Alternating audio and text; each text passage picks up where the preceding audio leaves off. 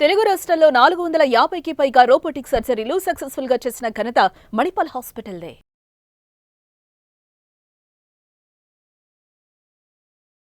నమస్కారం అండి. నా పేరు doctor Rajesh Ukala, consultant physician at Medicover hospitals Begumpet. ఈరోజు మనం డిస్కస్ చేసే బేసిక్ టాపిక్ ఏంటంటే డయాబెటీస్లో వాడుతున్న first medication. First and foremost any diabetic పేషెంట్స్లో ఈ డ్రగ్తో స్టార్ట్ చేయమని రికమెండేషన్స్ ఉన్నాయి. ఈ డ్రగ్ పేరే మెట్ఫార్మిన్. తరచుగా చాలామందికి ఈ మెట్ఫార్మిన్ మీద అపోహలు ఉన్నాయి.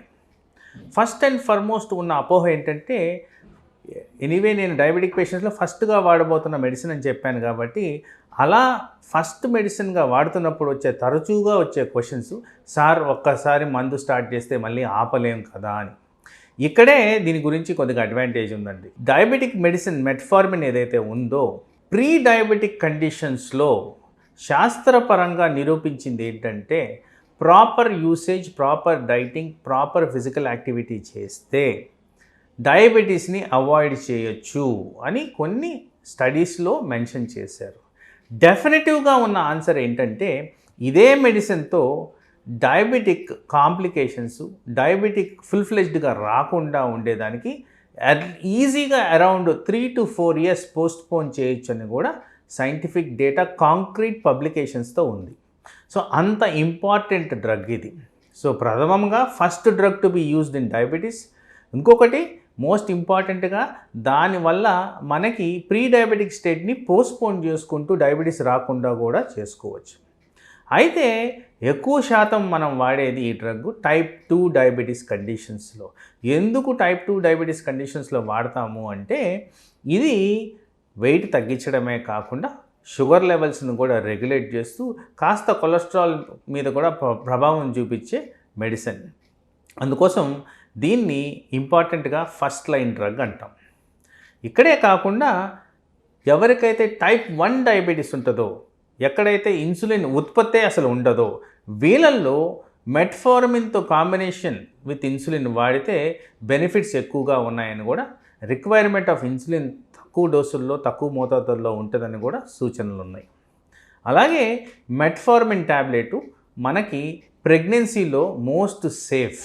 స్టడీస్ పరంగా చూస్తే ఈ షార్ట్ టర్మ్ అంటే 9 months ప్రెగ్నెన్సీ పీరియడ్లో రిలేటివ్గా the best drug that can be used in diabetes అని కూడా కన్ఫర్మ్ చేశారు.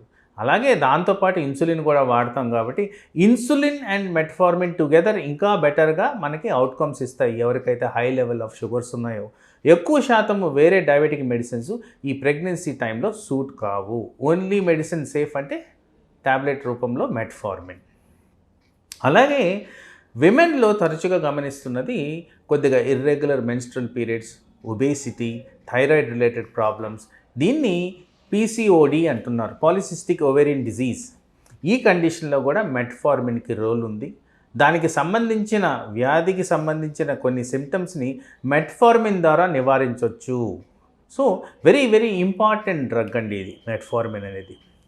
సో ఇక్కడే కాకుండా కొన్ని స్టడీస్లో, రేర్ ప్రజెంటేషన్స్లో క్యాన్సర్ని నివారించడం, డిమెన్షియా అంటే మెదడు పనిచేసే విధానాన్ని మెరుగు చేయడం, తర్వాత కాన్సన్ట్రేషన్ మెకానిజం బెటర్ చేయడం, హార్ట్ రిలేటెడ్ కండిషన్స్ని ఇంప్రూవైజ్ చేయడం, అలా చాలా బెనిఫిట్స్ దీనికి సంబంధించి మెట్ఫార్మిన్కి సంబంధించి ఉన్నాయని కొంత సైంటిఫిక్ డేటా ఉంది. అయితే ఈ డ్రగ్ గురించి మనం మాట్లాడుకుంటే ఇది అప్ టు 2 grams మ్యాక్సిమం వాడచ్చు, అది కూడా డాక్టర్ సలహా మేరకు. ఏదన్నా ఈ డ్రగ్ని వెయిట్ రిలేటెడ్ కండిషన్స్లో వాడాలంటే కంపల్సరీ స్పెషలిస్ట్ని కలిసి మీకు అది అలౌడ్ ఉంటేనే తీసుకోవడం ఇంపార్టెంట్. ఈ మందుకు సంబంధించి మనం గ్రహించాల్సిందంటే కొన్ని సైడ్ ఎఫెక్ట్స్ ఉన్నాయి. ఈ సైడ్ ఎఫెక్ట్స్ ఏంటంటే ఆల్మోస్ట్ 90% ఆఫ్ పీపుల్లో కనపడవు. ఓన్లీ ఆ 10% పీపుల్లో ఈ సైడ్ ఎఫెక్ట్స్ కనిపిస్తాయి. తరచుగా కనిపించే సైడ్ ఎఫెక్ట్ ఏంటంటే, ఎక్కువ శాతము గ్యాస్ట్రిక్ ప్రాబ్లంకి సంబంధించి. ఈ గ్యాస్ట్రిక్ ప్రాబ్లంకి సంబంధించి మనం మాట్లాడుకుంటే ఫస్ట్ అండ్ ఫార్మోస్ట్ మనకి గ్యాస్ ట్రబుల్ అంటాం చూడండి, దానికి సంబంధించి ఉంటుంది. అంటే కడుపు ఉబ్బరంగా ఉండడం, కడుపులో మంట పుట్టడం, వామిటింగ్ సెన్సేషన్ ఉండడం, గ్యాస్ ఎక్కువగా ప్రొడ్యూస్ అవ్వడం, మలబద్ధకం ఉండడం, లేకపోతే లూజ్ మోషన్ అవ్వడం, డైజెషన్ సరిగ్గా కాని ఫీలింగ్ రావడం, ఇలాంటివన్నీ తరచుగా ఈ మెట్ఫార్మిన్కి సంబంధించి వస్తుంటాయి. నార్మల్ రికమెండేషన్స్ ప్రకారం మెట్ఫార్మిన్ని ఫుడ్కి ముందు వాడమని చెప్తుంటాం. ఇలా ఎవరికైతే సైడ్ ఎఫెక్ట్స్ ఎక్కువగా వస్తాయో, గ్యాస్ట్రో ఇంటెస్టైనల్ సైడ్ ఎఫెక్ట్స్, వీళ్ళల్లో ఫుడ్ తర్వాత తీసుకున్నా కానీ ప్రాబ్లం లేదు, ఎందుకంటే దాని బెనిఫిట్స్ అంత ఇంపార్టెంట్ కాబట్టి. అలాగే ఈ ఫుడ్ తర్వాత తీసుకున్నా కానీ సైడ్ ఎఫెక్ట్స్ వస్తుంటే దీంట్లో కొంత sustained release from or prolonged release form అనేది కూడా మనకు మార్కెట్లో అవైలబుల్ ఉంది. అలాంటివి తీసుకుంటే అది కొంచెం మోతాదుల్లో బాడీలోకి రిలీజ్ అయ్యి సైడ్ ఎఫెక్ట్స్ రాకుండా చేసుకోవచ్చు. అలాగే డోసు మనం సగం చేసుకొని వేసుకున్నా కానీ సైడ్ ఎఫెక్ట్స్ తగ్గేదానికి ఆస్కారం ఉంది. సో ఇలా మనం మెట్ఫార్మిన్ని దాని బెనిఫిట్స్ని యూటిలైజ్ చేసుకోవాలంటే ఇలాంటి పద్ధతులు పాటిస్తే ఈజీగా మనం దాన్ని యూటిలైజ్ చేసుకోవచ్చు. అలాగే కొన్ని సీరియస్ సైడ్ ఎఫెక్ట్స్ గురించి మాట్లాడితే దీంట్లో లాక్టిక్ అసిడోసిస్ అనేది ఇంపార్టెంట్ ప్రాబ్లం. కానీ లాక్టిక్ అసిడోసిస్ నా క్లినికల్ ప్రాక్టీస్లో ఇంతవరకు నేను ఎప్పుడూ గమనించలేదు. ఇదివరకు ఉన్న పాత మెట్ఫార్మిన్స్ ఏవైతే ఉన్నాయో ఆ గ్రూప్లో దానికి వచ్చేదేమో కానీ ఇప్పుడు కొత్త మెట్ఫార్మిన్స్లో మాత్రం అలాంటి సైడ్ ఎఫెక్ట్స్ కనపడడం చాలా రేర్. అందుకోసం సీరియస్ ప్రాబ్లమ్స్ లేనప్పుడు metformin is the ideal drug of choice for diabetic conditions both in type 1, type 2. అలాగే కాకుండా వేరే ఏరియాస్లో కూడా దీనికి బెనిఫిట్స్ ఉన్నాయి కాబట్టి దీన్ని ideal drug of choice if indication ఉంటే. నమస్తే.